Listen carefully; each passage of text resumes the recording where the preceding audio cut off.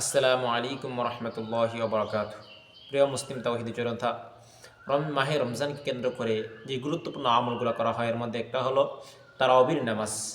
তারাবির নামাজের মধ্যে আমরা 4 রাকাত পরপর যখন বসে থাকি তখন আমরা আসলে কি আমল করব এই ব্যাপারে অনেক কিছু বলতে শোনা যায়।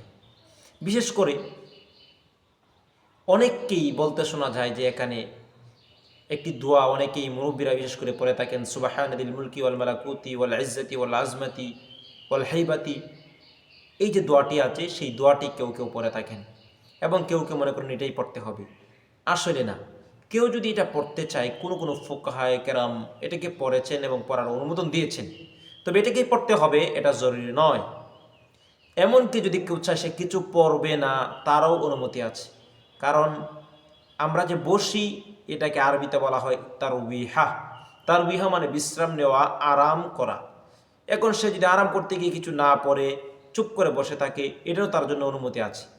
তবে সে যদি চায় তাসবিহ তাহলিল করতে, সুবহানাল্লাহ, আলহামদুলিল্লাহ, আল্লাহু আকবার, লা ইলাহা ইল্লাল্লাহ, অথবা এখানে কোরআনের তিলাওয়াত করতে মনে মনে, সে তাও পারবে, এতে কোনো অসুবিধা নেই।